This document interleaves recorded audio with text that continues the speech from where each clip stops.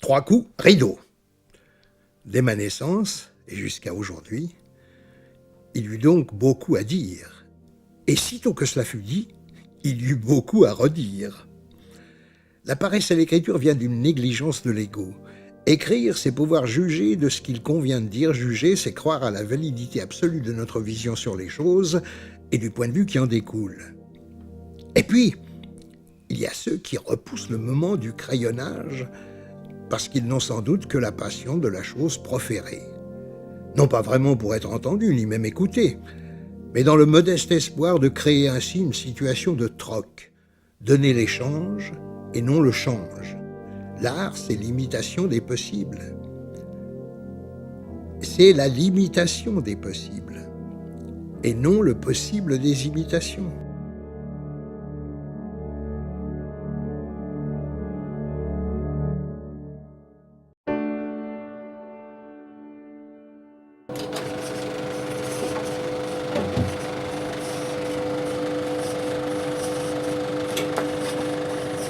J'en ai expliqué longtemps après, je lui ai demandé de rien corriger parce que c'est trop drôle, j'ai reçu énormément de surface, ce qui prouve quand même qu'il y avait quelques amis qui pensaient à moi. Rien ne vous prédestinait en fait à devenir un artiste de théâtre, un homme de théâtre. Vous êtes né à la rue du Vieux-Billard à Genève.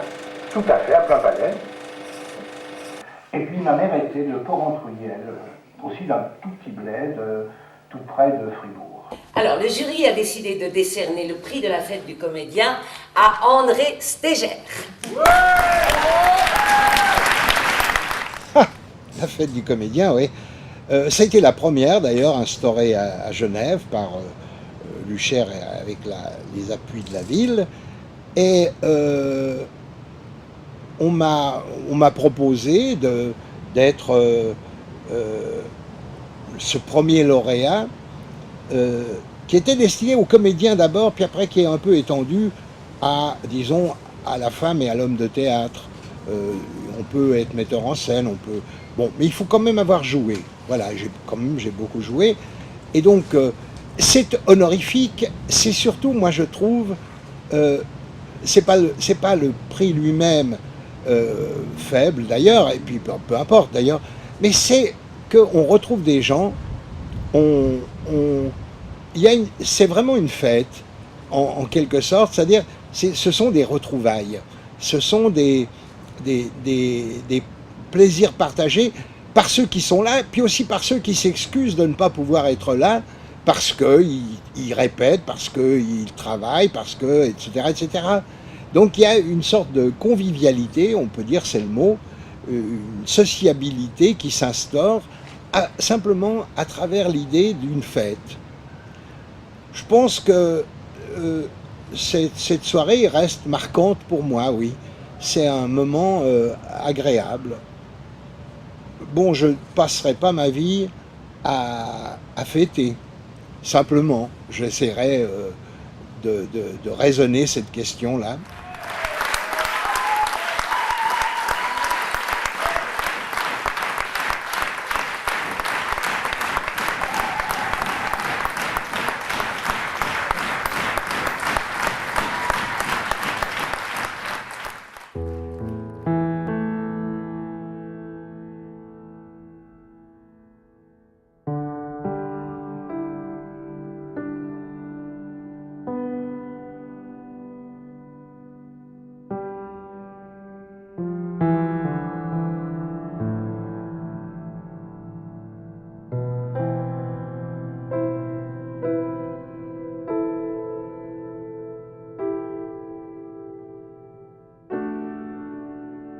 Maintenant que la mort va me chasser de ce grand théâtre du monde, moi, acteur-spectateur attentif, avant que la pièce ne soit finie, je me remémore.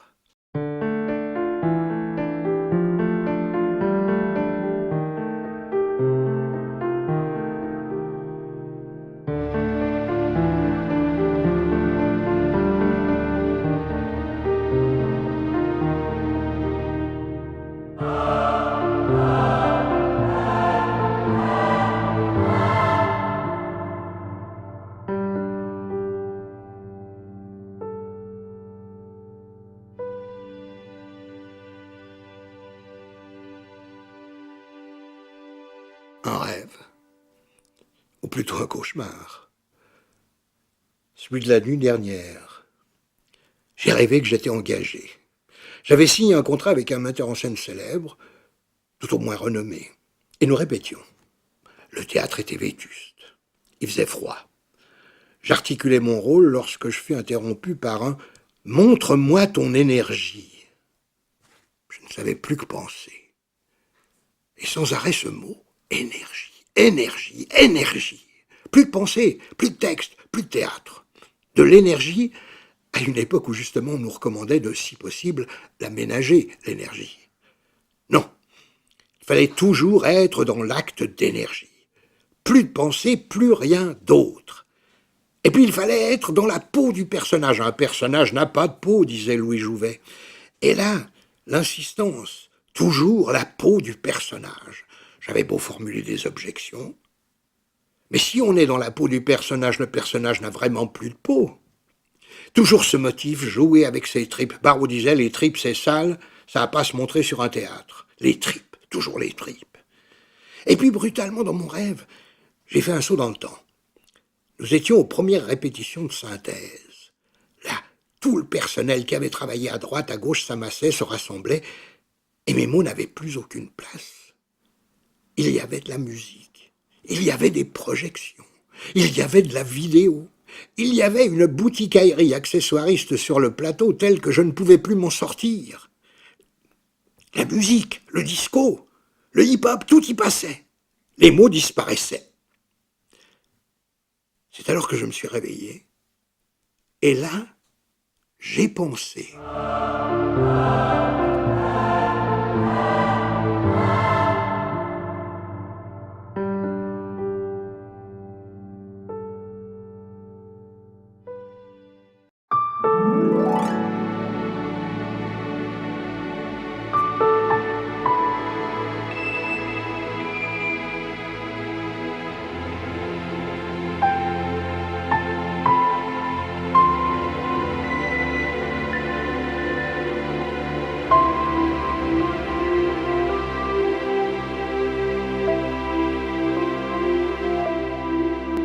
La première fois que je suis arrivé à Strasbourg me ramène évidemment à ce jour d'aujourd'hui où c'est la dernière fois, peut-être, que je reviens à Strasbourg.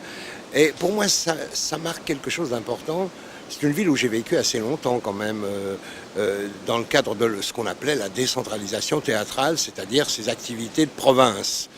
Et là, à partir de ce Strasbourg-là, qui a marqué un peu le point culminant, puisque je suis entré au Théâtre National de Strasbourg, à partir de ce Strasbourg-là, je suis parti sur de toute autre piste. Je crois que le cycle était fini, la traversée était faite. Il ne faut pas oublier que ça m'a amené à travers toute la France, la décentralisation. Encore une fois, Strasbourg est le dernier point de fixation. Mais c'est une ville où, en me baladant, je retrouve des quantités de souvenirs, évidemment. Souvenirs de théâtre, souvenirs de vie, souvenirs d'existence au sens large du terme.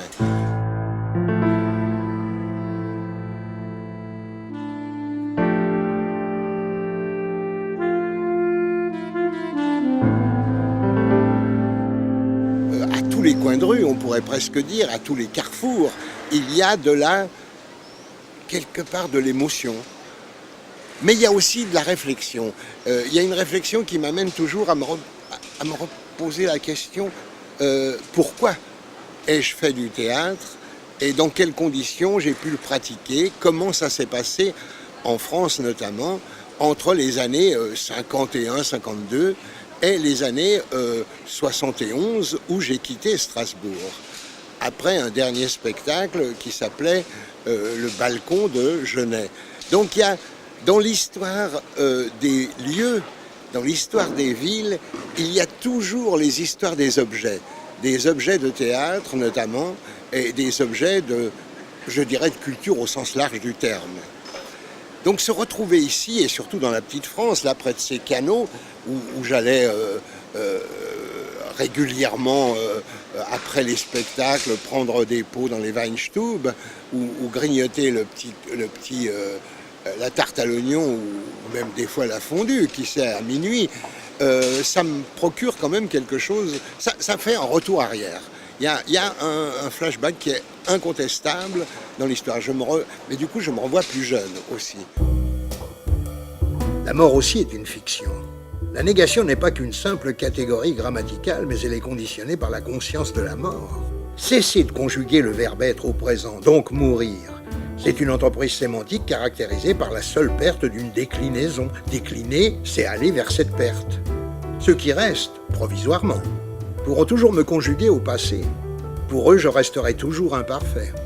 Ils pourront aussi bien, ironiquement, me faire survivre au futur. Ils n'y trouveront qu'un conditionnel impossible. Je ne saurais que souhaiter qu'ils m'imposent un impératif absolu, soit. Strasbourg a marqué pour moi le point culminant de tout ce travail d'approche qui a été marqué par la décentralisation. C'est-à-dire, le fait, il y a un truc que tout d'un coup je me suis dit, c'est drôle. Je suis passé dans des tas de villes, de Paris évidemment à toutes les villes de province, comme ici, et il y avait chaque fois de l'eau. Mais de l'eau qui coule, de la rivière. Et puis, quand je suis revenu en Suisse, il se trouve qu'il y avait toujours de l'eau, mais de l'eau étale. Je me suis toujours trouvé aux côtés d'un lac. Généralement, d'ailleurs, le lac Léman, mais aussi le lac de Neuchâtel. Donc, il y a un truc très drôle. Est-ce que cette analogie représente quelque chose? Est-ce que, finalement, le théâtre même, la vie même, coule plus vite, et coule surtout en France, et s'étale, et s'installe dans une éternité un peu figée des lacs. Donc il y aurait là une sorte de métaphore à creuser autour de l'eau. Hein, on pourrait développer cette question-là. Où l'eau s'écarte, l'aube surgit. Sous l'acacia fouetté, le hama, où se love en pensée pervers le serpent vert. Toi de tuiles rosâtres, aux huiles d'astre et de soleil, et la chaise longue qui s'allonge confuse en longueur de fusée.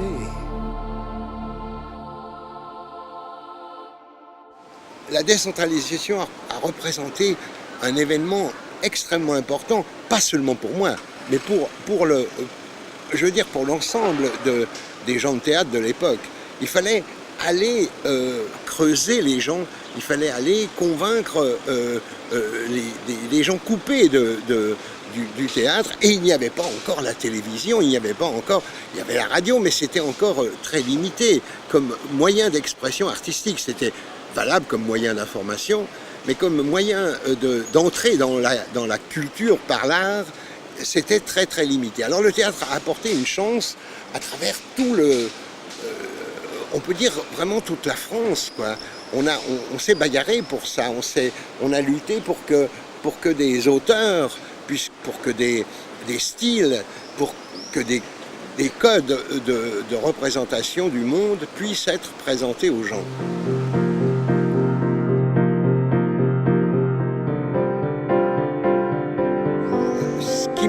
En revenant à Strasbourg, à travailler avec des anciens d'ailleurs que j'ai connus il y a très longtemps, donc au moment du TNS, et retravailler avec des lycéens, avec des enfants même, comme ça s'est passé il y a 2 jours, avec du public, eh bien c'est une sorte de retrouvaille heureuse, mais qui ne va pas sans un certain constat, je dirais presque pas défaitiste, mais pessimiste. C'est-à-dire que tout ce qu'on a fait, tous les efforts qu'on a fait, est-ce que ça a porté ses fruits?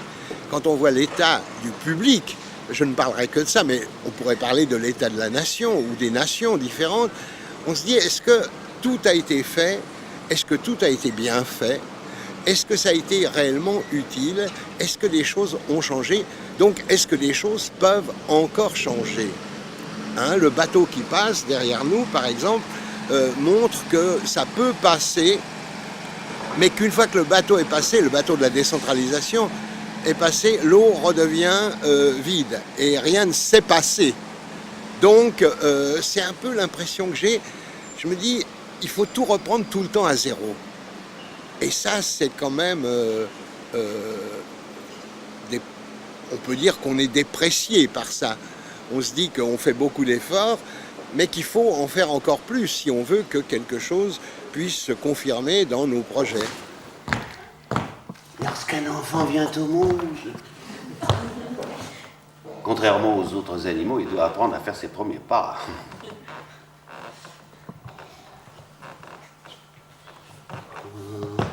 Un pas pour papa, un pas pour maman, un pas pour pas se casser la gueule. Et au bout d'un moment, ça marche. Tout le monde s'écriait: oh, il marche! Il marche!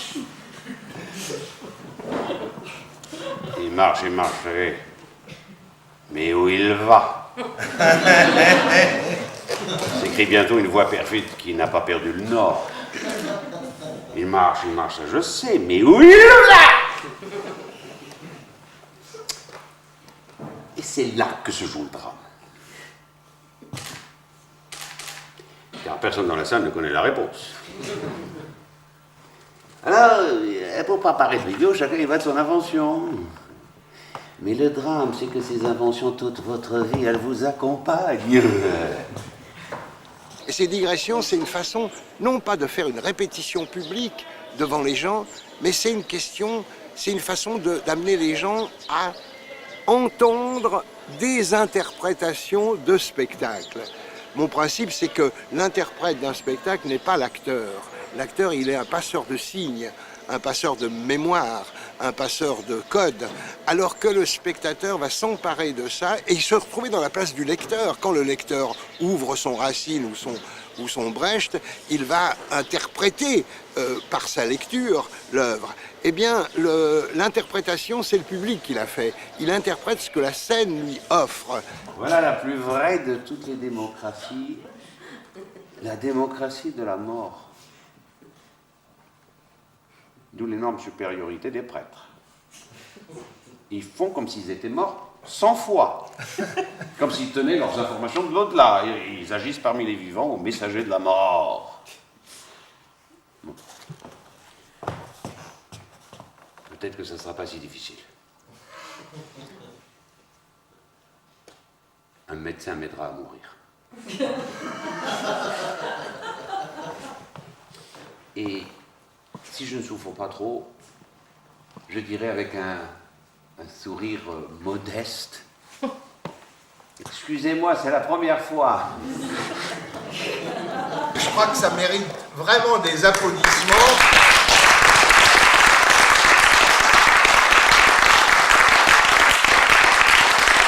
Et là, on a une expérience théâtrale intéressante, c'est que il y a tout d'un coup, depuis l'enfant à la mort, en très peu de temps, on a fait un parcours complet et on voit à la fois ce qui nous est arrivé et ce qui nous attend.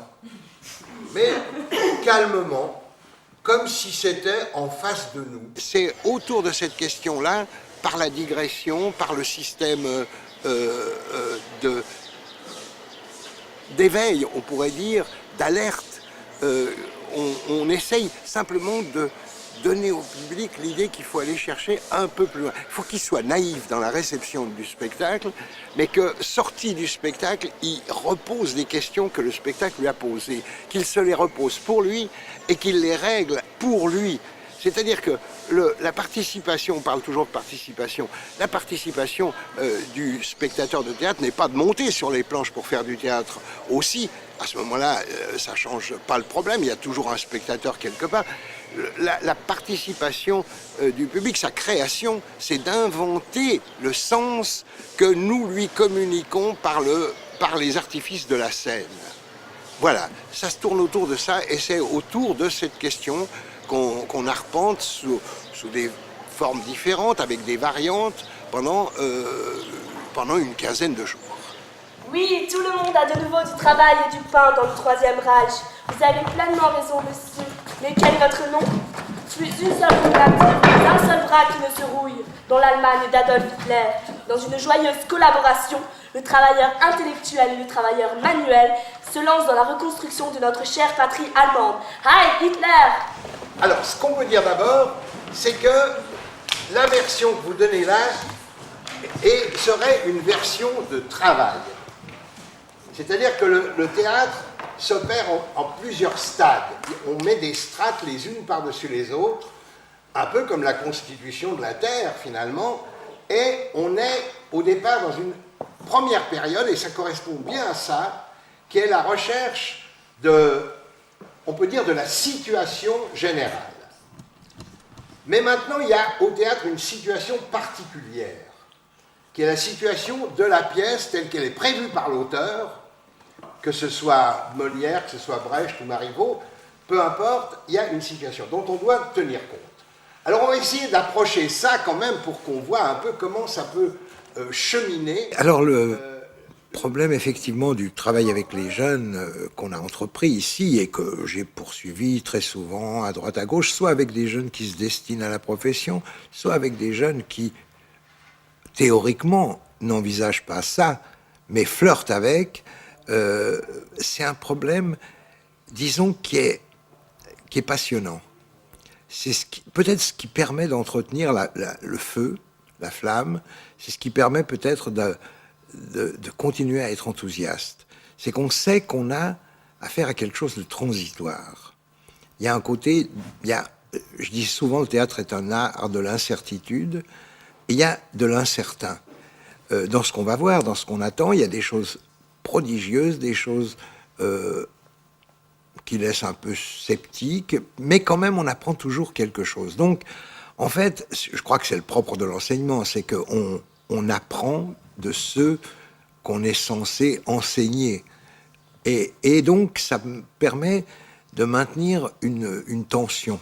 On est dans le bureau de la direction. On va imaginer qu'il y a un bureau de directeur ici. Puis alors, c'est formidable de venir travailler ici. Parce qu'on retrouve quand même du pognon. Qu'est-ce qui a perdu? C'est toi, 10. Écoute, c'est bien simple. On va le mettre ici, puis on verra qui vole. Donc, on est dans le bureau de la direction. Vous avez le directeur ici avec une table. D'ailleurs, on va prendre cette table. Et puis, comme il est logique, sur la table, il y aura 10 centimes, c'est le salaire du directeur. Ah, tu vas pas le repère. Voilà. On imagine qu'il y a le bureau, le directeur est là. Ils ont convoqué, pour passer devant la radio, ils ont convoqué, évidemment, des gens qu'ils ont sélectionnés, théoriquement. Parce qu'on n'est pas dans les ateliers. On est dans le bureau du directeur où on a installé, mettons, ici, un micro.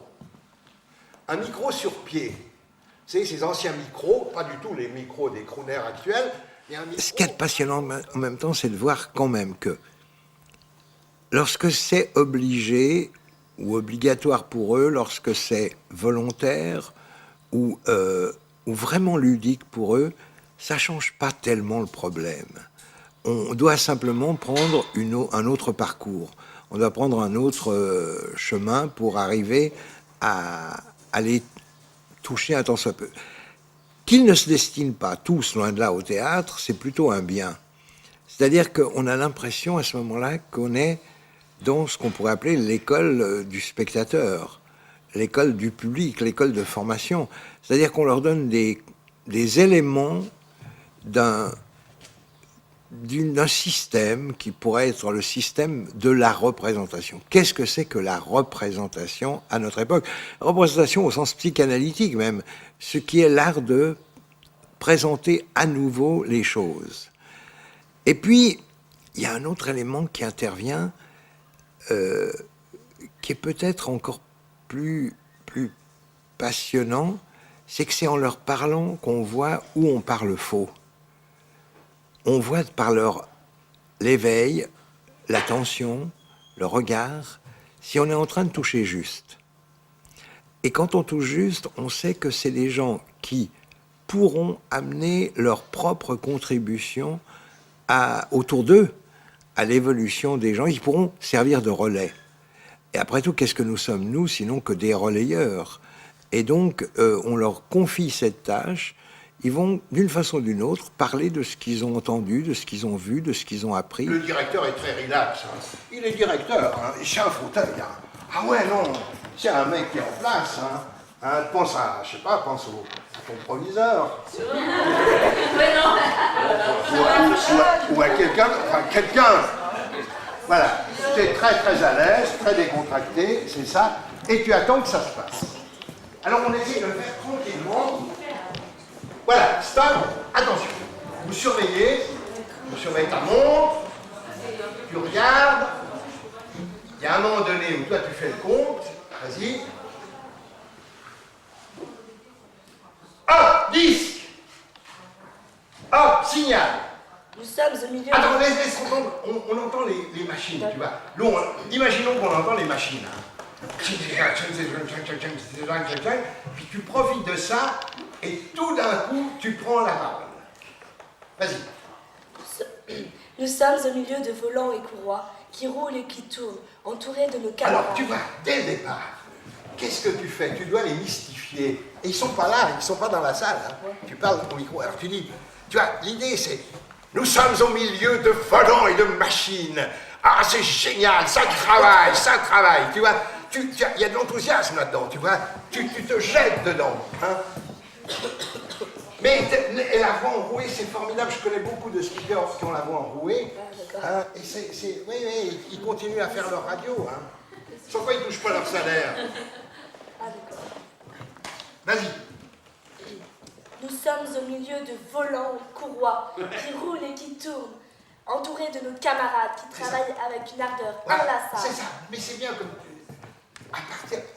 Va pas trop vite. Nous sommes au milieu de volants et qui tournent, au milieu de camarades. Tu les désignes.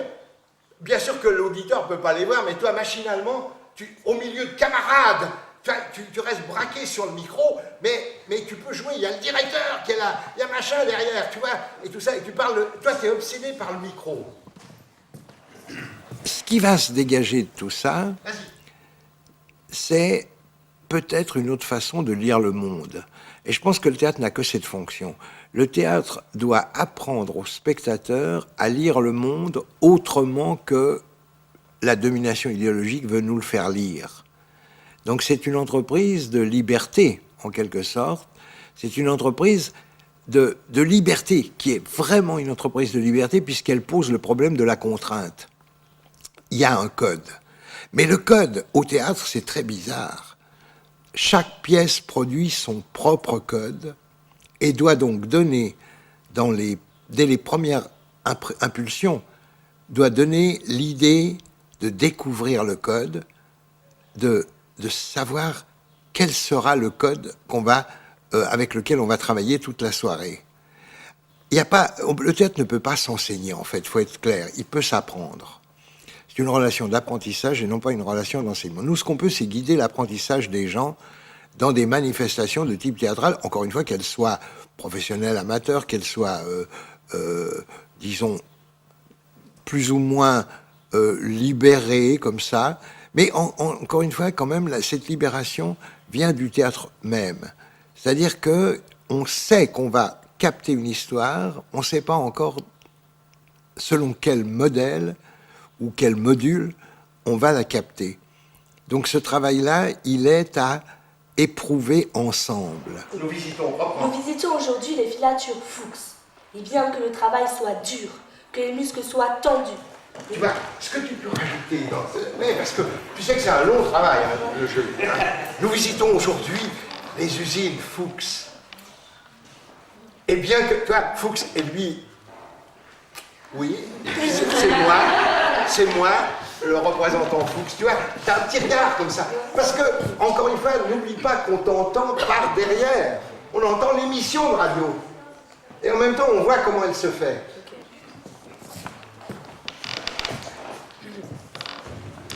Nous visitons aujourd'hui les filatures Fuchs. Et bien que le travail soit dur, que les muscles soient tendus, nous ne voyons autour de nous que des visages joyeux, des visages heureux. Mais laissons parler nos camarades eux-mêmes. Voilà, mais laissons parler. Et là, tu prends la décision d'engager l'histoire, hein, et tu as un petit carnet. Hein, tu as ton petit carnet de notes à la main, comme les speakers. Mais laissons parler le camarade, tu vois. Et quel est le premier, hein, c'est ça. J'ai jamais une relation d'enseignant.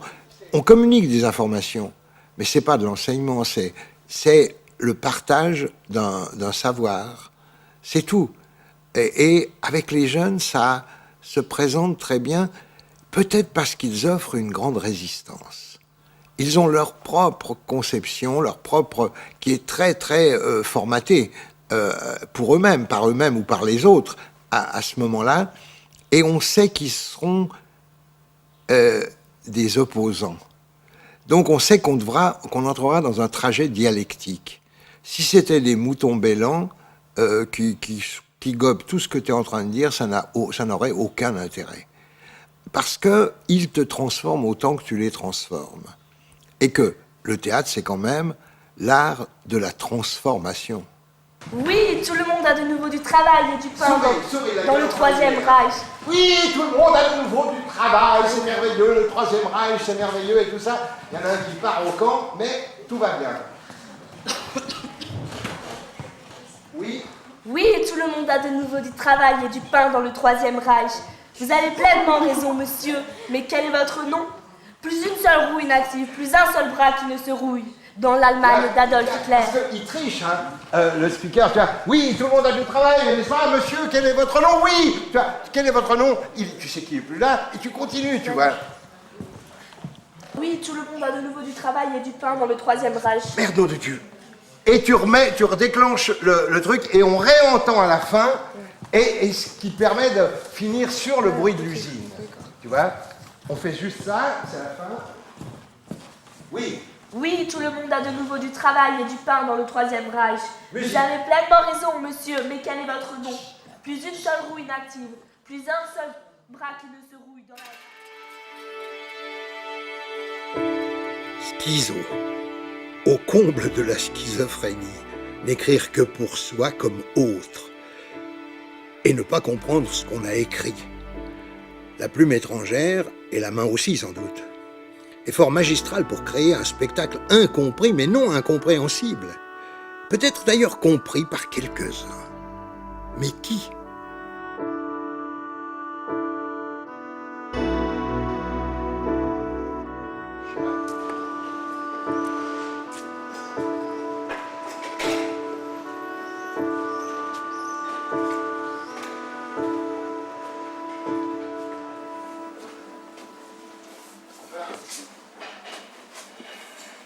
Les livres, c'est la question finalement qu'on pourrait poser à tout le monde. Comment on entre dans la culture, comment on essaye d'une façon ou d'une autre de comprendre le monde, comment on essaye d'organiser notre lecture, notre propre lecture des événements qui nous entourent, et surtout peut-être de la façon dont les gens les traitent. Parce que les interprétations que les gens donnent du monde sont souvent reflétées dans cette massivité du livre. Et puis nous, on organise un montage. On prend des textes différents, d'origines différentes, de substances différentes. On les organise nous-mêmes, des fois à coup de hasard, mais après tout, le hasard est vraiment bénéfique dans ces cas-là. Et puis on arrive à trouver finalement comment, à notre tour, on a envie de raconter le monde. Comment, à notre tour, on a envie de le comprendre, de l'interpréter. Et cette question-là, finalement, on la retrouve dans les livres. Et puis, très jeune, ça commence très tôt. Dès qu'on est jeune, dès qu'on est en âge de lire, on vole de la culture, comme je dis, d'abord par les bandes dessinées, par Jules Verne, et puis on finit par Lacan ou par Spinoza. Mais en fait, le trajet est, je dirais, le même. Simplement, c'est notre évolution qui fait notre capacité de lecture. Ça nous a imposé par personne, c'est nous qui nous la trouvons nous-mêmes, et justement avec cette mémoire complète qui est représentée par l'écriture, et qu'il importe justement de retraduire en expérience. Et c'est peut-être ça l'événement théâtral.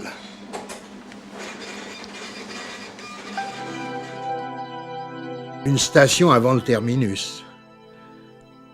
Ça commence à se terminer mal. Ce n'est pas que je supporte difficilement l'approche de la vieillesse, euphémisme inutile de la fin, non plus que la perte de l'image. Je l'ai souvent tant décrié, l'image. Ce qui m'effraie plutôt, c'est la perte des mots, dans la parole et dans l'écriture, comme une scriptophonie essentielle. Transmission, image visuelle, le sémaphore, image acoustique, le morse. Un philosophe a pu parler de l'éternel retour. Moi, ce que ça m'évoque actuellement, c'est l'éternel départ. En effet, le deuxième départ de Strasbourg. J'ai quitté Strasbourg dans les années 71, c'est-à-dire après mai 68. Et à partir de là, revenir ici, c'est évidemment voir ressurgir tout un flot de souvenirs, tout un flot d'impressions. Et peut-être que c'est ce qui constitue la réalité de la mémoire. C'est-à-dire que ce n'est pas de la commémoration. En fait, la commémoration, soyons clairs, c'est les choses qui arrivent quand on a tout oublié. C'est un effort de remémoration, mais inutile la plupart du temps. Par contre, ce qui reste dans la mémoire, le souvenir, peut-être ça surgit inopinément au détour d'une rue, ou même sur une rue, comme ici, et cet éternel départ est marqué. Les anecdotes arrivent, par exemple, en mai 68, je me souviens, une anecdote qui montre la contradiction de mai 68. Il y avait un mec qui était un fils de banquier, qui vivait à Paris, très très bien, et comme on occupait le TNS, ici, le théâtre de Strasbourg, comme l'Odéon à Paris, il se passait un truc formidable, il arrivait dans sa Jaguar, il se garait dans les faubourgs de Strasbourg, il avait une valise, il se changeait, et il arrivait pour manifester avec tout le monde, avec un beau foulard rouge, Hermès certainement, et il tenait des discours d'une violence incroyable. Quand mai 68 a été fini, très tranquillement, il a retrouvé la banque de son père et il s'est installé à sa place sans aucun problème. Donc ces contradictions de mai 68, c'est pas pour ni dénigrer mai 68, ni lui donner un souvenir flamboyant, mais c'est plutôt pour bien montrer que les contradictions sont partout et toujours. Et que ces contradictions partout et toujours, finalement, marquent la dialectique. Et que le théâtre que j'essaie toujours de faire est basé sur l'aspect dialectique, sur l'aspect des contradictions. Ce qui ne va pas sans amener constamment de l'ironie. L'ironie, c'est la figure canonique du théâtre. L'ironie, c'est la déconstruction, ça peut prendre des formes très diverses, mais c'est toujours un regard autre sur nous, sur notre monde, sur nos activités et sur nos pensées. À cet âge où le goût de vivre l'emporte sur la peur de la mort et la fumée cigaresque sur l'apocalypse nicotinéen, je formule un dernier recours, une croyance en un avenir parfait qui ne peut que surgir de ce présent acceptable. Mais il me faut bien l'avouer sans tricherie.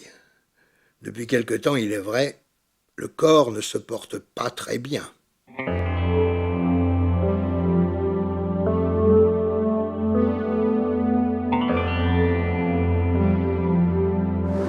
À Strasbourg, j'ai connu vraiment une grande équipe. J'ai connu un collectif avec ses divergences, avec ses contradictions aussi, mais un travail qui était vraiment mis en commun, une sorte de volonté finalement. C'était peut-être les derniers balbutiements de ce qu'on a appelé le théâtre de la libération, c'est-à-dire Jean Vilar, le théâtre populaire, le théâtre où on croyait qu'on pouvait apporter par le théâtre des visions nouvelles, des éclairements nouveaux sur le monde.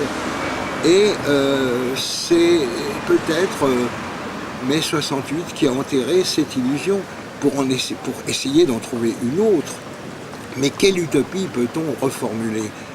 On doit en formuler une. Je pense qu'au jour d'aujourd'hui, le vrai problème, c'est pas le droit à la culture, c'est même pas le droit à l'art, c'est le droit à l'utopie. on devrait avoir des subventions fédérales, nationales, selon les États, pour défendre la pensée utopique. Peut-être est-elle anarchisante, mais après tout, pourquoi pas, à condition que l'anarchie soit sociale. Si c'est une anarchie individuelle, on retrouve le cadre de l'individualisme libéral. C'est pas une solution. La solution, c'est donner le pouvoir à ceux qui n'en veulent pas. C'est l'anarcratie. C'est cette idée fondamentale que les gens ne veulent pas de pouvoir et qu'on veut leur donner du pouvoir. Ainsi, par exemple, la revendication féminine, c'est pas donnons du pouvoir aux femmes, c'est faisons en sorte que les femmes n'aient pas de pouvoir, certes, mais que les hommes non plus n'en aient pas. C'est-à-dire que l'ennemi social, par définition, c'est le pouvoir. Et ça, moi, je l'ai bien appris à Strasbourg, doublement, par notre utopie, et en même temps par le fait qu'on a été confronté, et je l'ai été aussi, aux volontés des pouvoirs, aux volontés du pouvoir, et que ça a peut-être provoqué mon départ de Strasbourg. Ce qui fait que c'est avec beaucoup de plaisir que je repars cette fois, parce que cette fois, j'ai compris qu'il y avait encore des gens qui luttaient pour que le pouvoir soit aboli et qu'on invente une autre forme de rapports sociaux. Donc je quitte finalement, très heureusement, ce Strasbourg pour la deuxième fois. Et comme je vais aller dans un endroit où il est interdit de fumer, je ménage soigneusement mes possibilités pour l'avenir de fumer.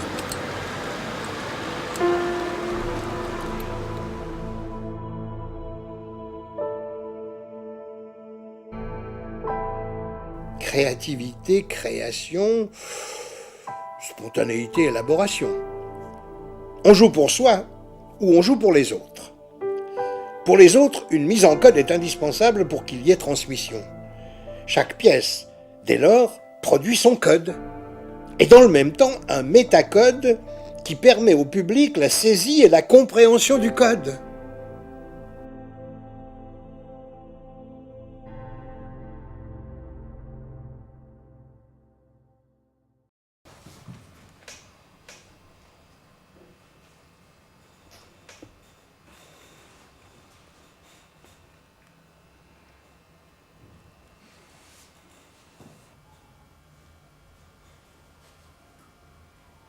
Ainsi, vous allez de A à B, et moi au contraire de B à A. Il serait plaisant de savoir quel destin particulier a dressé le plan de cette rencontre, ici, dans cet espace perdu, entre deux. Entre deux.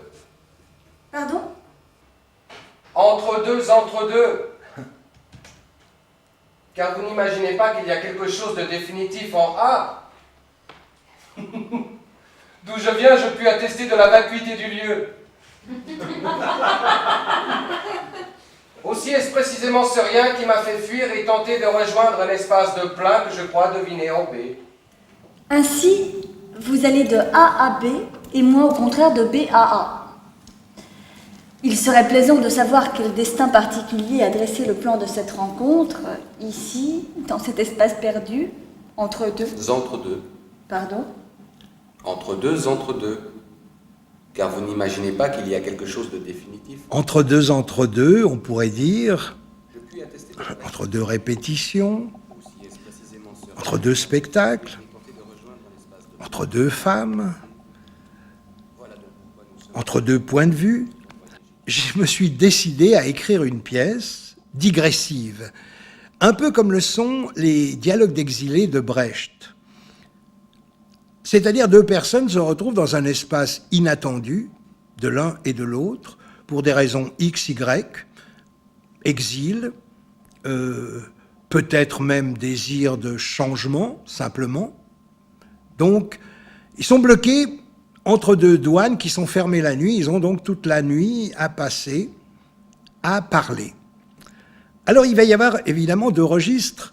Le registre de la pièce elle-même, qui va les pousser d'ailleurs à intervertir les rôles sexuels, et en même temps, on pourrait dire, le principe de la digression. Vous êtes tous les deux appuyés sur le truc comme ça, hein, tu lis, tu as le truc, tu peux même avoir le truc comme ça, hein, tu lis, penché comme ça, on attend, puis hop, et voilà, tout d'un coup c'est ça. Et je crois que c'est la digression, tu vois, l'idée de la digression, moi je vais l'accentuer, comme j'ai fait ma digression milieu entre vous. Hein, quand tu dis, qu'est-ce que tu dis avant? Avant Eh bien, je pense. Eh bien, je pense. Vous pensez donc, je vous suis. Qu'est-ce qu'elle dit?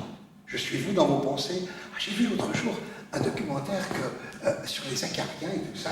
Tu vois, vraiment en accentuant le caractère de la digression. La digression, c'est peut-être une façon qu'on a de mettre en scène. C'est-à-dire que quand on met en scène, on digresse, si j'ose dire, constamment autour des actions, autour des personnages, des sujets. On est amené à parler ailleurs, à côté. La digression, elle se manifeste de façon différente. Par exemple, quand on a une gêne, on digresse. Quand ça devient trop personnel et qu'on ne le veut pas, on digresse. C'est-à-dire qu'on passe à côté. Et cette question, on peut dire que tout le théâtre est digressif d'un certain point de vue. Les personnages ne cessent d'être disons, en fuite digressive. Mais dans le cinéma aussi, on trouve ça Godard, et c'est un cinéma de la digression, pratiquement tout le temps. C'est-à-dire qu'on est donc à évoquer une fable, une histoire de théâtre, et en même temps des quantités d'histoires qui viennent se greffer là-dessus. Et le principe est parti de là. Deux personnages, un homme, une femme, se retrouvent dans un entre-deux. Peut-être qu'il se lève. J'ai vu il y a quelques jours ah oui, tu vois, il prend une position vers elle pour lui raconter l'histoire des acariens. Quel est vous pensez donc je suis vous dans vos pensées. Il y a un temps qui lui permet de... Oui, oui. Je suis vous dans vos pensées. Il comprend ce qu'elle dit. C'est ça, mais on croit qu'il... En fait, il est déjà dans ses pensées. Je suis vous dans vos pensées. Ouais. J'ai vu il y a quelque temps un documentaire, voilà. et tu n'entres pas dans son jeu. Ouais, c'est ça. Tu fuis son jeu. Il fuit son jeu. Quoi. Tu vois, il faut bien qu'on sente que l'inversion... parce que, logiquement, dans la vraie logique, on peut dire que la drague est d'abord provoquée par une attitude de la femme. Ouais. S'il y a un sourire, une complaisance, un jeu de mots, n'importe quoi, tiens, on va pouvoir bavarder. Ouais. Et toi, tu n'entres pas dans ce jeu. C'est ça. Ouais. Tu dis, ah bah tiens, puisqu'on parle, moi je me souviens d'une anecdote, ah c'est marrant, j'ai vu à la télé, c'est une histoire vraie, je l'ai vu, hein, le truc sur les acariens. Ça m'a, il y a déjà quelques temps, mais ça m'a flashé. C'est étonnant, hein. Hein? Et c'est vrai, quand tu découvres pour la première fois le monde des acariens qui sont là partout autour de toi, mais c'est un monde incroyable. Et alors tu te dis, moi j'ai fait cette réflexion en même temps, je me suis dit, mais attends, s'il y a des êtres que je ne vois pas, qui ont une vie réelle, et même très très confuse, très très complexe même, hein, la vie des acariens, comment ils draguent, comment ils se reproduisent, comment ils draguent. Je me suis dit, et si nous, on n'était pas les acariens de quelque chose de beaucoup plus grand, hein, tu vois, et on est peut-être simplement pour eux, ils sont peut-être en train de nous observer là. Il y en a un on est actuellement dans un microscope et ils sont en train de nous regarder en disant c'est marrant ces êtres bizarres, hideux comme les acariens, tu vois, c'est dégueulasse. Tu vois. D'où vient ce rire si léger qu'il semble ne pas être? Ou plutôt ce sourire béat? Eh bien, je pense. Vous pensez donc je vous suis? Qu'est-ce qu'elle entend par là? Tout de suite. Je suis vous dans vos pensées. J'ai vu l'autre jour un documentaire étonnant qui découvrait un monde tout à la fois étrange et monstrueux, celui des acariens.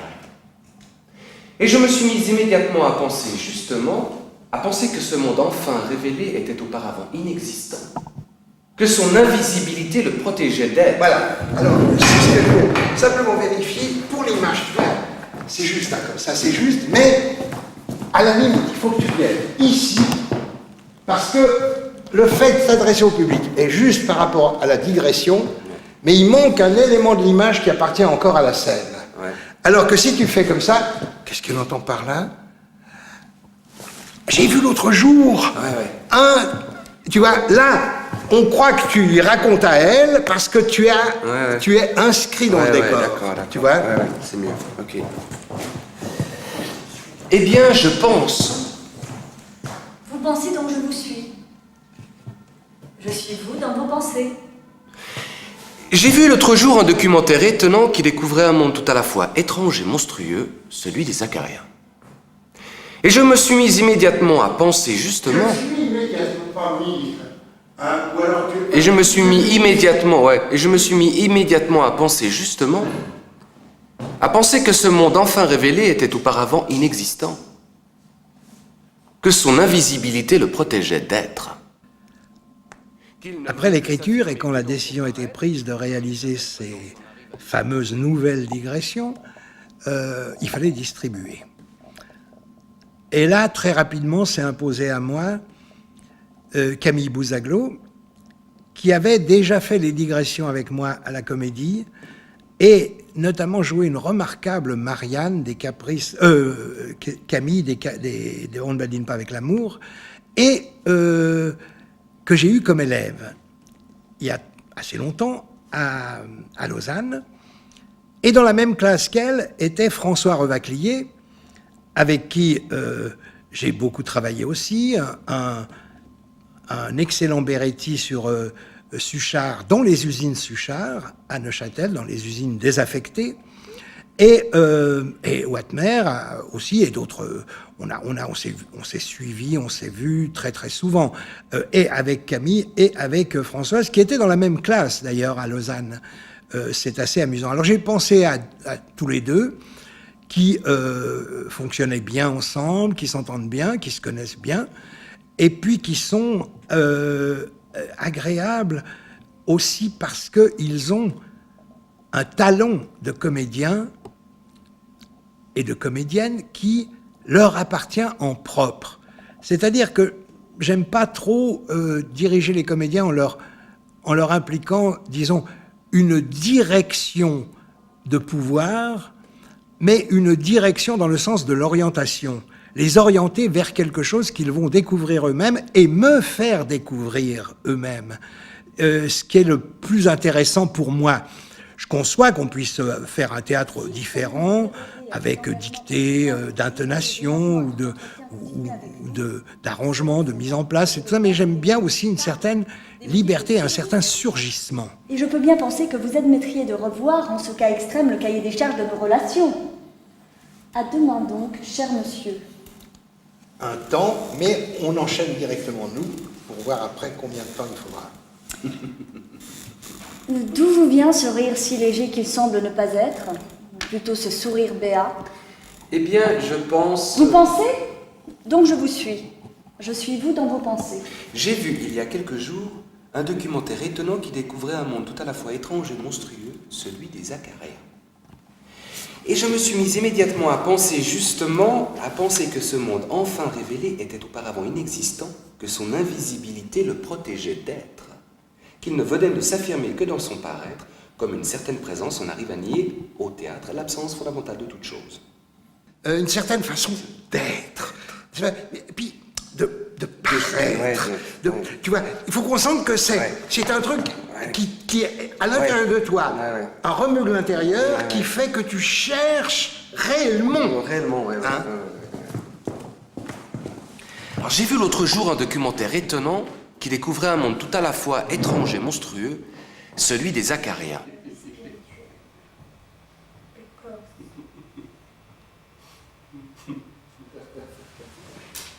D'où vous vient ce rire si léger qu'il semble ne pas être? Ou plutôt ce sourire béat? Eh bien, je pense... Vous pensez donc je vous suis. Je suis vous dans vos pensées. J'ai vu, l'autre jour, un documentaire étonnant qui découvrait un monde tout à la fois étrange et monstrueux, celui des Acariens. Et je me suis mis immédiatement à penser, justement, à penser que ce monde enfin révélé était auparavant inexistant, que son invisibilité le protégeait d'être, qu'il ne venait de s'affirmer que dans son paraître, comme une certaine présence en arrive à nier au théâtre, l'absence fondamentale de toute chose. Ce que le microscope avouait, c'est qu'il existe de l'apparaître. Ce spectacle se doit d'être un spectacle de texte, puisque c'est digressif, et que, en même temps, c'est presque une volonté, je dirais, de manifeste. J'appelle ça le poétiquement correct. Et poétiquement correct, ce qui va créer des tas d'images par les mots et ne pas avoir besoin d'un support gigantesque de l'image. C'est-à-dire que l'imaginaire du spectateur, donc du comédien, donc du metteur en scène, qui est le premier spectateur, c'est simplement sa fonction, et l'orienter à partir de là, eh bien, ça suffit à remplir ce vide qu'est l'espace théâtral, de même que le corps, la voix, qui est la signature du corps du comédien, suffit à combler l'absence. On pourrait dire que le vide et l'absence sont les deux maîtres mots du théâtre, mais en même temps, peut-on dire ces deux ennemis. Il faut donc essayer de combler le vide, de remplir le vide, de pallier à l'absence, de se substituer à l'absence, et c'est la seule fonction du théâtre, disons, dans sa technicité. Bien sûr qu'à partir de là, le théâtre doit mettre en cause le monde tel qu'on le vit. Antithèse de cette littérature érotique d'aujourd'hui qui en fait se substitue aux actes mêmes, les remplace et tente vainement de pallier à leur absence.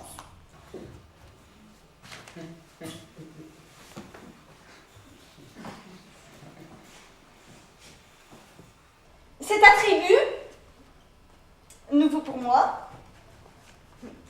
car soucieuse de la sauvegarde de ma féminité, donc de mon sexe, je ne me suis jamais autorisée à déjouer les règles vestimentaires usuelles qui repèrent et marquent aussi bien la différence.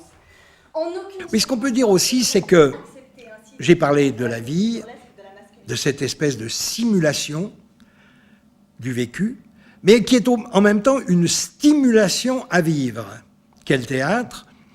On peut dire aussi qu'il procède de la multiplication des points de vue contradictoires, des oppositions, de ce que Brecht appelle la dialectique au théâtre. C'est-à-dire que, et là-dedans, dans une pièce digressive comme celle-là, qui est évidemment inspirée par les dialogues d'exilés de Brecht, c'est l'histoire de deux hommes qui se retrouvent exilés, qui ont fui l'Allemagne hitlérienne, dans une gare à Helsinki, et qui vont adopter des points de vue très contradictoires et en même temps très paradoxaux. La contradiction et le paradoxe sont mêlés. Donc c'est assez compliqué à lire, mais en même temps c'est jouissif à essayer de décrypter. J'accepte de votre grâce, complètement enthousiaste pour mes extrapolations de la déchetterie mullérienne, si j'ose risquer ce certain pléonasme, et vous renvoie les éloges pour la pertinence de votre interprétation qui, je dois le dire, à un moment, provoqué en moi comme un désir d'interpénétration. Tu vois, elle joue avec lui. Il faut qu'on sente que c'est du flirt, hein. Ah, pour votre pénétration qui, à un moment, je dois le dire, a provoqué en moi un certain désir d'interpénétration. Hein? Quelle est la différence entre l'interprétation et l'interpénétration? C'est qu'on entre dans le vif du sujet. Cette idée-là, on la développe dans la pièce, puisque c'est encore une fois le fondement de la pièce, c'est-à-dire qu'il y a un point de vue qui est donné, il y a tout de suite un autre point de vue qui est donné. Il y a le change de sexe, qui est clair, le change de place s'exprime bien quand une place est donnée au début, à l'homme et à la femme, eh bien, à un moment donné, quand ils vont inverser les rôles, il y aura incontestablement un glissement des places. Donc, on joue en même temps, on joue parce que le théâtre est un camp de ludisme, donc le jeu, le ludique, doit être toujours mis en avant. On joue aussi avec ça, et les situations, et les mots, et les intentions, et on prend dans la vie de tous les jours ce qu'il est possible d'exprimer et de retourner en même temps. C'est-à-dire de créer de l'inattendu, de créer de la surprise. Donc il y a l'archétype, le schéma, le pattern, comme on dit, l'habitude, le lieu commun. Et il y a le contraire. Ici, il y a la doxa, il y a la paradoxa. Il y a évidemment toujours c'est peut-être ça le mouvement du théâtre. Le mouvement du théâtre interne, c'est peut-être pas l'action, c'est peut-être le fait que l'action est racontée de points de vue différents sans qu'on ait l'impression que les points de vue sont différents, puisque la focale, on pourrait dire, reste la même. Le spectateur est assis à la même place et il voit se dérouler sous ses yeux une action. Il s'est passé un truc marrant ce week-end à Renan. Pour la première fois, une femme du pop est élue syndic dans le canton de Vaud. Ouais, j'ai entendu tout à l'heure à la radio. Et tout d'un coup, ça trouble tout le monde. Hein, parce qu'il y a à ce moment-là la collusion entre deux facteurs, le facteur politique, le pop, et le facteur féministe. Donc, effectivement, ça a l'air de rien, mais c'est un changement vraiment plus important, quoi. Et ça tient pas qu'opposition, ça tient aussi opposition politique. Si on ramène ça en France, que Ségolène Royal devienne présidente de la République, c'est une chose par rapport au féminisme. Mais le discours de Ségolène Royal est un discours pétainiste. Travail, famille, patrie. C'est Pétain.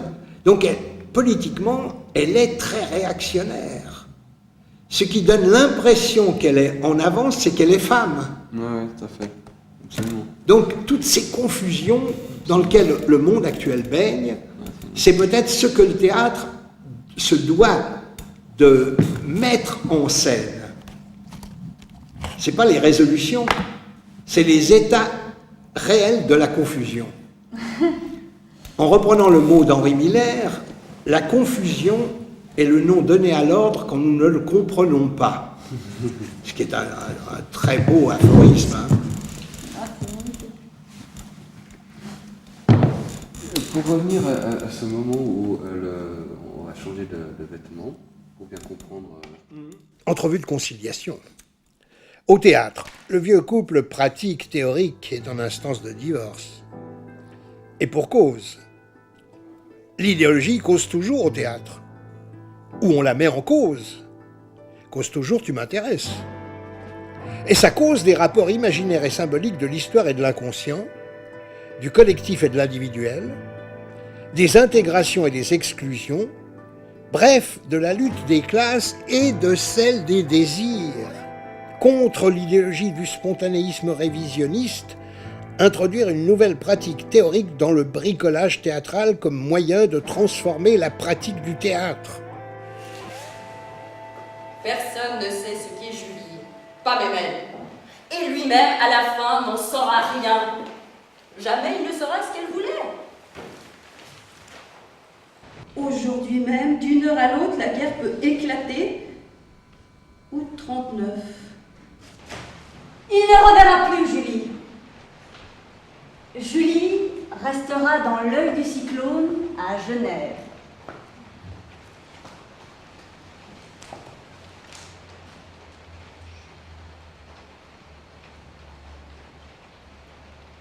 Le télégramme avec la réponse de Julie aurait dû arriver. Madame Hannot. Oui.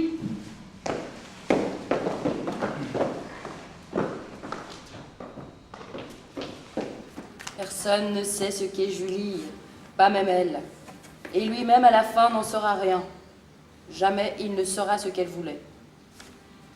Et tu vois, il faut que ce soit plus rapide. Hein. Tu viens devant, jamais elle ne saura ce qu'elle voulait. Tout de suite, et tout de suite, aujourd'hui même, d'une heure à l'autre, la guerre peut éclater. Août-septembre 1939. Tu vois, c'est après qu'il y a au départ, tu enchaînes comme... En même temps, pour pas continuer dans cette discussion sur qui est Julie. À la limite, tu dis, ça ne me regarde pas, c'est moi que ça regarde. C'est moi qui vais le jouer. Il ne reverra... Ah, attention, je vous renseigne, cher. Ah, d'accord. Il ne reverra plus Julie. Il ne reverra plus Julie.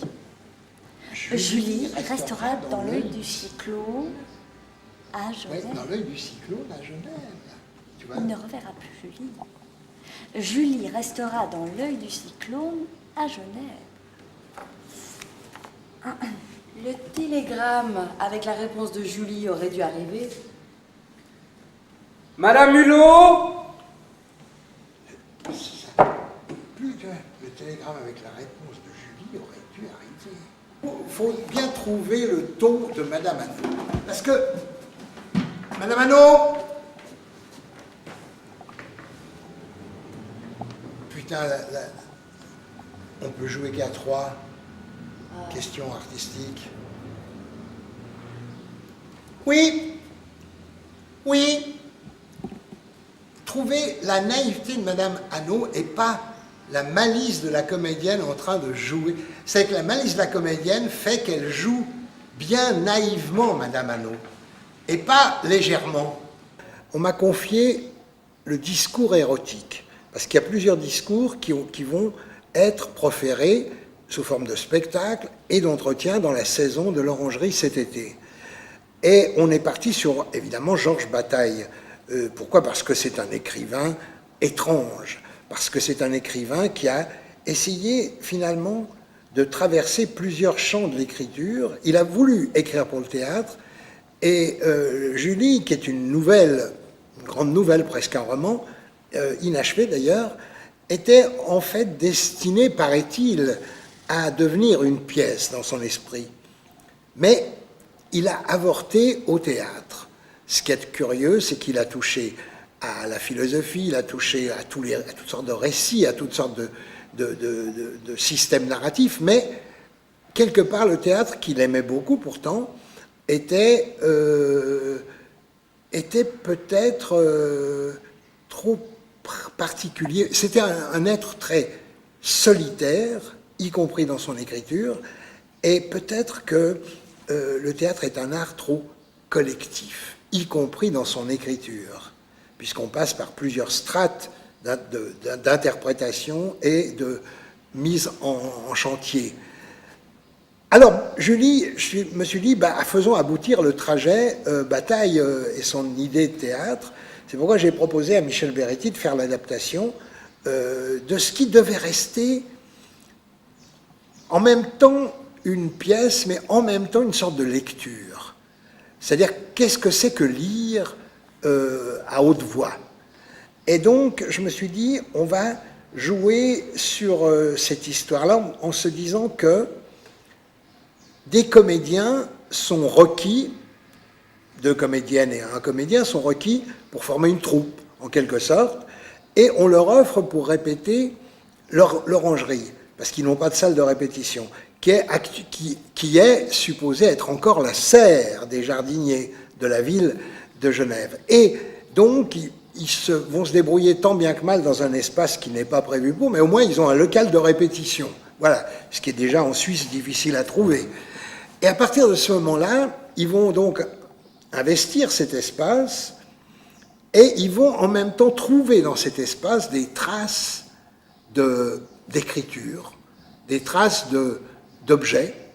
Enfin, il y a des traces, et c'est à partir de là qu'ils ont l'idée finalement de construire un spectacle. Alors, en fait, le spectacle, c'est d'assister à la construction d'un spectacle. Depuis ses premières instances, c'est-à-dire l'instance de la mise en texte, jusqu'à la deuxième instance, la mise en jeu. Ah, super. Arrête-toi. Il faut que j'en aille. Top. Voilà. Puis après, tu regardes en haut. Lentement, tu fais le tour, tu fais un tour complet. Tu vois? Bien. Mais on verra tout ça ce soir quand même, même si on peut faire déjà des petites choses.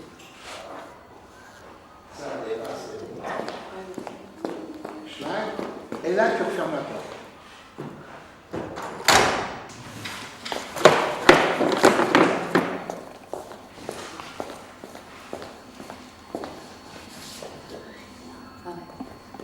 François. Et lui-même, à la fin, n'en savait rien. Voilà. Et tu vas, au lieu de partir comme ça, tu vas pas complètement, tu vas à la fin, t'en sais rien, tu es là pour lui dire par-dessus l'épaule la réplique d'après. Jamais comme à l'oreille. Ah, Et ouais. hop, tu sors. D'accord. Tu vois? Ouais.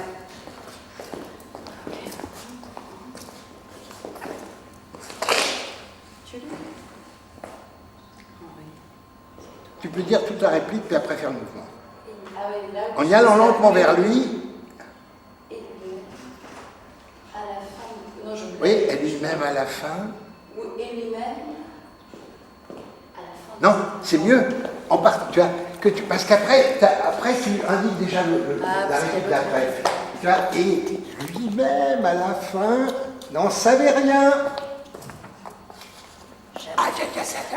J'aurais dû rire.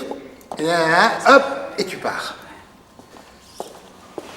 Et lui-même, à la fin, n'en savait rien. Jamais il ne saurait ce qu'elle voulait. Jamais. Voilà. Pas même elle. Et lui-même, à la fin, n'en savait rien. Jamais il ne saurait ce qu'elle voulait. Tac, tout de suite, tu vois le titre. Aujourd'hui Tu vois, ne prends pas même. trop de temps. Ouais. Aujourd'hui même, tu es assez rapide. La découverte, pas récité. Jamais il ne saurait ce qu'elle voulait. Aujourd'hui même, d'une heure à l'autre, la guerre peut éclater. Août 39. Voilà. Et à ce moment-là, on aurait dû mettre une dia avec, je sais pas, une photo tranchée. Oui, d'accord. Tout de suite. Il fait ma joie du con.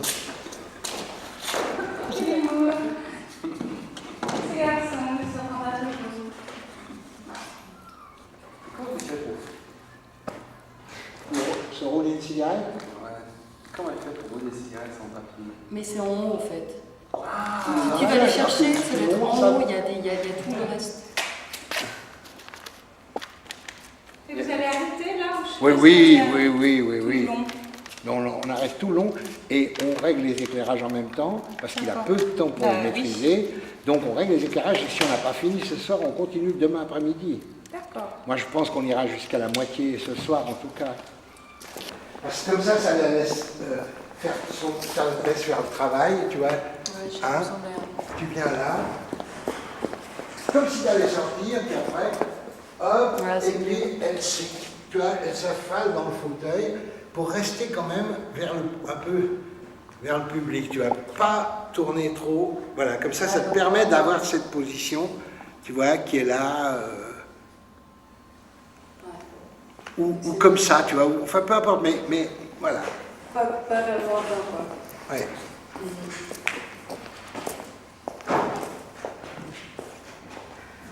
Il y a une trame qui existe, cette trame, elle est organisée autour de bataille, comment un homme se débat entre l'amour et la mort. Je pense que c'est la question de l'éros et du thanatos, c'est une des grandes questions que Bataille pose tout au long de ses textes. Ça passe par des figures narratives assez précises, comme la transgression, comme donc l'érotisme, mais en même temps comme le discours philosophique sur l'immanence et la transcendance, sur qu'est-ce que c'est que la vie et donc la mort. Et c'est un peu l'enquête à quoi se livrent ces personnages. Mais ils s'y livrent, peut-être grâce au système qu'on emploie, avec humour, car ils sont en train d'écrire une pièce, donc ils ne sont pas identifiés à ce qu'ils racontent, ils ont de la distance, comme dirait Brecht. Et donc, on va organiser le spectacle autour de cette question-là. On est quand même dans un meilleur espace. Là, ça aussi, je ne le mettrai pas trop en avant, je le mettrai un peu plus comme l'autre, presque aligné sur l'autre. Comme si c'était... Non, mais un peu plus... voilà, comme ça. Tu vois? Oh, ça c'est bien parce qu'on voit comment ça leur tombe sur la gueule pendant qu'ils joueront. Tu vois, on a fait l'expérience. Ils n'auront pas de surprise. Lourd. Ah, comme ça? Attends, il faut d'abord placer celui-là. Oui, alors tiens. Oui, devant, carrément. Et juste, non, mais coller dans l'autre sens, voilà, comme ça, coller comme ça contre l'autre. Voilà. Comme ça. Voilà, c'est mieux. Et puis, ramener l'autre tout près, au fond. Coller contre le truc, voilà, comme ça. Oui, ça c'est mieux. Ça enveloppe, tu vois, ça enveloppe le tout, là. Ouais. Les décoratrices.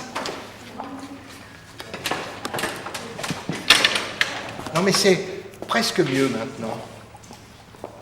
Mais c'est sûr que maintenant t'as la lave derrière. Ouais, là ça va. Ouais, très bien. Voilà, là. Comme ça, quand on entre ici, ouais, ça va. Dessus, non? Hein? On va le mettre un peu plus comme ça. Ouais. Voilà, droit, tu vois. Il partira, le repère, ce sera là, dans le prolongement de ce truc blanc. Tu veux mettre? C'est mieux comme ça. Ah, tu veux pas prendre les mains? Hein? C'est bien prendre les mains. Ouais. Chez douche? Ouais, on peut avoir une douche, ouais. Sinon, non, c'est reviens un peu sur ouais, encore. Ouais, mais là c'est... Là, c'est le... Attends. C'est...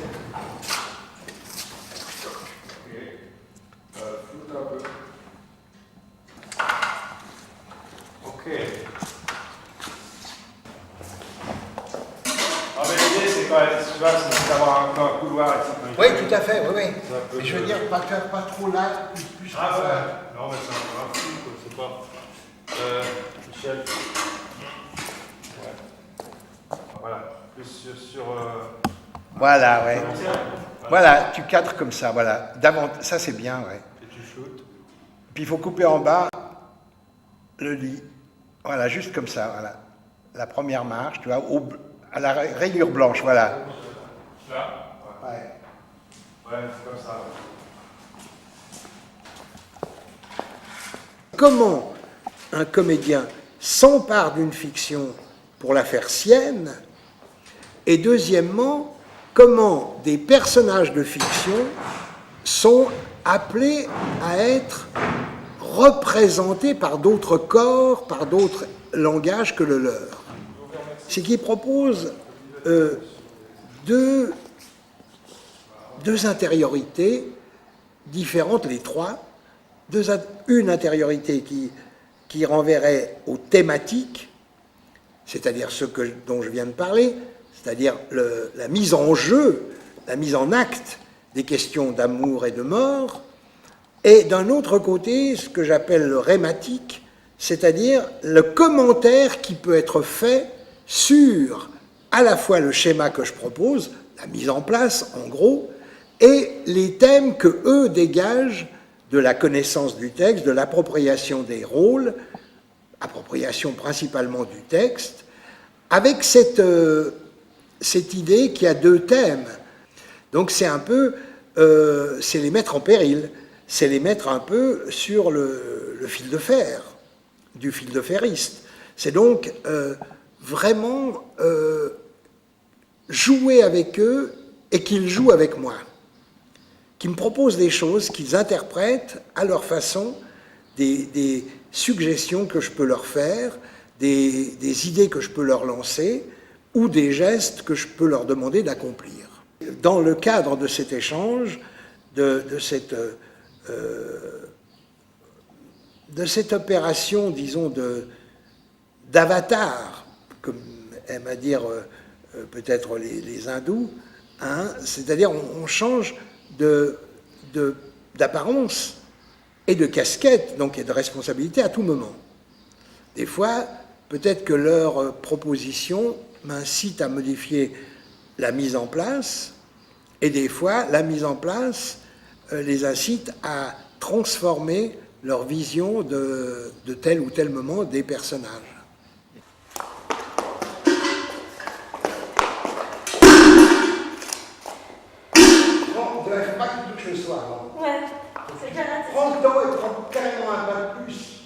de Monceau. Voilà, comme ça.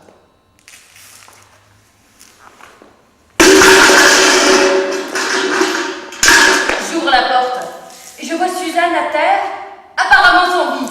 Mais voilà que la femme de ménage entre par une autre porte. Madame Hannot! Et lumière sur la porte.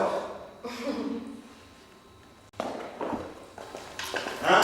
Madame Hannot, tu restes là. Hein? Ouvre un sur la porte, pendant qu'il frappe, tu montes la porte, tu vois, et puis il se retourne, Madame Hannot. Et tu seras dans un projet spécial.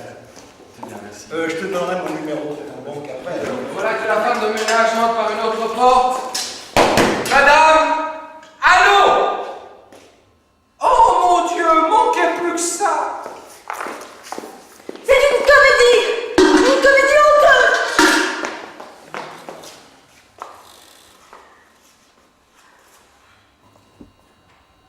Pourquoi m'humiliez-vous? Moi? Je ne veux pas voir le médecin, je suis maîtresse chez moi. Vous lèverez envie de ne pas rester seule. Allez-vous-en! Voilà, et là tu viens t'asseoir, tu t'assieds, toi tu attends, et on monte lentement, allez-vous-en, on monte lentement l'endroit bureau.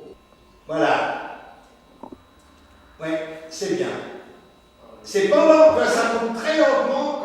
Je me souviens avec Planchon, quand j'ai joué Henri IV et Falstaff, les Shakespeare à Paris en 57, on répétait dans une salle au moins deux fois plus petite que celle-là, et on était une trentaine. Et des scènes de Shakespeare avec des scènes de bataille et des trucs comme ça, c'était incroyable. Et on a eu très peu de temps de plateau. Donc on arrive. Peut-être que la contrainte est aussi un facteur d'invention. Mais en même temps, la grande difficulté, c'est qu'on prévoit des spectacles. Si on n'a pas l'imaginaire très développé pour faire cadrer le concret avec nos prévisions, après ça devient difficile. Après on tombe dans l'à peu près, dans l'aléatoire, et là, si on veut faire un spectacle, par définition, improvisé, peu importe. Mais si on veut faire un spectacle qui soit écrit réellement, pour la transmission, c'est-à-dire qu'à ce moment-là, ça pose un autre problème. C'est le même problème que quelqu'un qui écrit un roman avec des petites pattes de mouche quasiment illisibles. Si on distribuait ces pattes de mouche, il y a très peu de gens qui liraient et qui comprendraient la lecture, même parmi les quelques qui liraient réellement, qui feraient l'effort de lire et qui liraient. Donc il faut l'arrivée d'un imprimeur, il faut l'arrivée d'un système, en tout cas, de transmission où les codes s'aperçoivent très bien, très très net. Et là, c'est ce qu'on risque de devoir faire très rapidement. Donc c'est pour ça que je dis que ça dépendra des spectacles, ça dépendra des demandes, ça dépendra des appels esthétiques, on pourrait dire. Ouais, c'est assez bien ça. Tu vois, il est bleu, très acide, quoi. Ouais. On dit ça? Ouais, voilà. Moi, je vois pas beaucoup d'évolution, parce que moi, je parle de mon retour en Suisse, 74-75, on a eu toujours des conditions difficiles et ça a très peu changé. Il y a eu des améliorations, quand même. Mais ces améliorations sont venues parce que, à la limite, on trouve des salles. On construit même des salles de répétition très rapidement. Elles sont bien construites et très rapidement, on les utilise en tant que théâtre. Donc reste à retrouver une nouvelle fois de nouvelles salles, peut-être parce que le public, effectivement, est devenu quand même plus nombreux. Il faut bien le reconnaître. En quelques années, il y a eu une augmentation du public et des manifestations théâtrales, peut-être trop d'ailleurs. Reste à savoir s'il ne va pas y avoir un retour de bâton, un retour de brigadier. ce bâton avec lequel on tape les 3 coups, qui finiront par nous tomber sur la gueule. Donc, il faut savoir, peut-être, comme disait l'autre, raison garder. Mais en l'occurrence, ça peut changer, tu vois. Comme résultat, on est à peu près dans les mêmes conditions de répétition qu'il y a une trentaine d'années. Voilà. Tu en remplis un en allant, tu lui donnes. Voilà. À la fin de son texte bien... Sur son texte, à la fin de son texte, tu dois lui présenter le verre. Alors, tu enchaînes là-bas et tu verses les 2 verres ici, mais pas là-bas. Tu vois, ici, tu poses la bouteille derrière. Je crois que quand on veut faire du théâtre, on doit apprendre d'abord à ce que tout nous convienne. C'est peut-être la seule leçon qu'il y a à donner aux élèves dans les écoles. Quand on répétait à la rue Blanche, à Paris, on répétait des scènes entières dans des chambres de bonne de 2 mètres sur 3. Et qu'on présentait après à nos profs. On faisait contre mauvaise fortune mon cœur, à juste titre, parce qu'on voulait faire du théâtre. Donc, la question, c'est pourquoi je suis très, très mesuré en ce qui concerne les demandes, les exigences et ce qu'on peut nous offrir. Il faut qu'on demande toujours plus pour améliorer les conditions de production, mais il faut qu'on n'oublie pas qu'il faut produire toujours à travers les conditions actuelles si on veut pouvoir obtenir une amélioration. Machinerie. Si le théâtre est bien tout entier une machine narrative chargée de transformer tel ou tel événement de la vie immédiate, ou telle et telle relation d'événements médiatisés dans un texte théâtral ou porté à la théâtralité, dans un scénario écrit ou oral, dans une œuvre personnelle ou collective, c'est que le théâtre tout entier s'engage précisément dans la refonte d'un récit, dans un change de forme, dans une transposition. J'ai vu un documentaire sur le Festival d'Avignon à travers les âges, et je suis absolument catastrophé par ce qu'on voit maintenant. On exalte le corps, l'énergie, tout ça. Or, c'est pour mieux le dissimuler. Le corps parlé est un corps qui s'entend. Le corps visible est un corps qui ne se voit plus. Ça, c'est mon point de vue. Donc, moi, je suis pour un truc assez étrange. Je l'ai vu dans un autre documentaire sur les pôles, l'Antarctique et l'Arctique.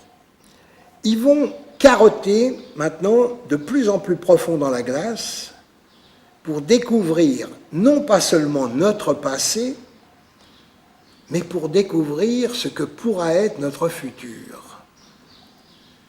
Eh bien, moi je dis que plus on va chercher dans les textes anciens, plus on découvre le demain.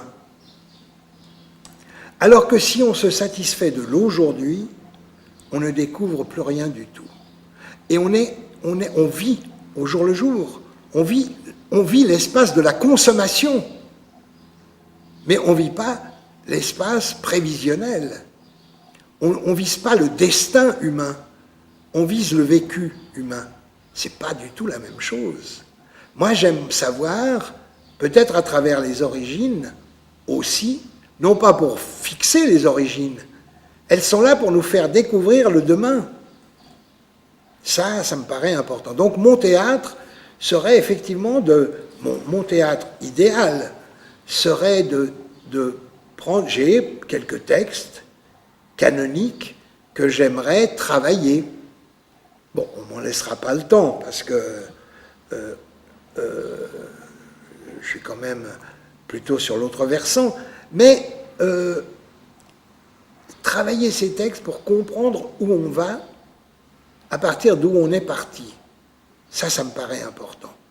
Il y a trop, à mon sens, qu'il y ait des textes contemporains, ne serait-ce que syndicalement, pour que les auteurs touchent un peu d'argent de droit d'auteur. Mais ça, c'est un autre combat. Ça n'a rien à voir. C'est un combat sociologique et pas esthétique. Mais trouver la façon d'équilibrer des témoignages d'aujourd'hui avec des je dirais, des propositions qui ont été faites au fil des années, au fil des siècles même, ça me paraît aussi important. Et moi, je dis toujours qu'un théâtre qui s'honore, c'est un théâtre qui sait construire une rhétorique du répertoire sous ces deux angles. Si on en omet un, pour moi, on est en porte-à-faux. Alors, vous voyez, maintenant, c'est l'heure à laquelle on commence. Donc, non, mais regarde par rapport à dehors, le ciel. Ouais, c'est génial au niveau du ciel. Hein. Ouais. C'est génial parce que c'est sombre déjà. Ça n'a pas de sens ce que tu dis. C'est génial par rapport au niveau du ciel parce que c'est sombre. Ni pour procurer à ton corps les avantages liés à l'argent. Voilà, alors, elle va fermer la porte, tu éteins jardin, cours, pardon.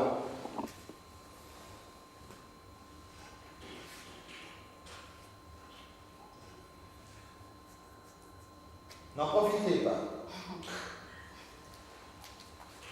Tu éteins cours. Tu rallumes tout le reste, tous les bleus du fond. Ouais, il y aura le bleu là, c'est le lit, comme avant, le même lit. Il n'y a que le côté court qui s'efface. Hein.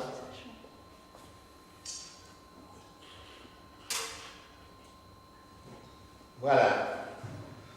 Et il y aura le bleu, remets-moi le blanc que tu avais mis pour le bleu dehors. Voilà. D'abord, les pièces conduisent à leur représentation par des chemins différents. Donc il faut arpenter ces chemins. Il faut même les baliser, trouver des repères. Et ces repères sont différents selon les œuvres, selon les auteurs, selon aussi tes propres impulsions. On peut à certains moments être bloqué sur un affect très précis, un affect esthétique très précis, une couleur, une saveur, comme disent les hindous, et puis 3 ans plus tard, se dire, bon, maintenant on a exploré ça, explorons autre chose. Nous la mangerons ici. Nous la mangerons ici. Portez votre assiette. Voilà. Portez votre assiette. Et comme si tu partais. Non, mais oui, comme ça, comme si tu partais pour aller vers là. Et puis tout d'un coup, lui dit. Attends, qu'est-ce qu'il y a après? Comment te sens-tu? Comment te sens-tu? Voilà, c'est ça. Le vin m'a fait du bien. Le vin m'a fait du bien. Tu es très décontracté. Le vin m'a fait du bien. Ouais. Le vin m'a fait du bien, ouais. Et puis tout d'un coup. La lumière baisse. Voilà. Parce que depuis un moment, ça a baissé. Et tout d'un coup, il y a la lumière baisse. Et tu viens dans l'éclairage bleu qui sera là, hein, et on enchaîne tout le reste. D'accord. Allez, après le plus simple. Papa, prends la bouteille et donne à boire. Madame Anneau boira avec nous. Je porterai un autre verre. Et une omelette. Une omelette? Une omelette avec des œufs, donnez-nous 12 œufs. Nous la mangerons ici. Portez votre assiette. Comment te sens-tu? Le vin m'a fait du bien. La lumière baisse. J'ai aimé le théâtre, un certain théâtre hindou, qui n'est pas d'ailleurs celui qui est actuellement le Mahabharata, qui est beaucoup connu ici par Brooke et tout ça. Non, c'est pas. C'est un théâtre peut-être plus problématique qui m'intéresse. Mais les textes théoriques aussi m'intéressent beaucoup, notamment le Bharata, enfin ce qu'on appelle le Bharata, le guide, le Rig Veda du théâtre.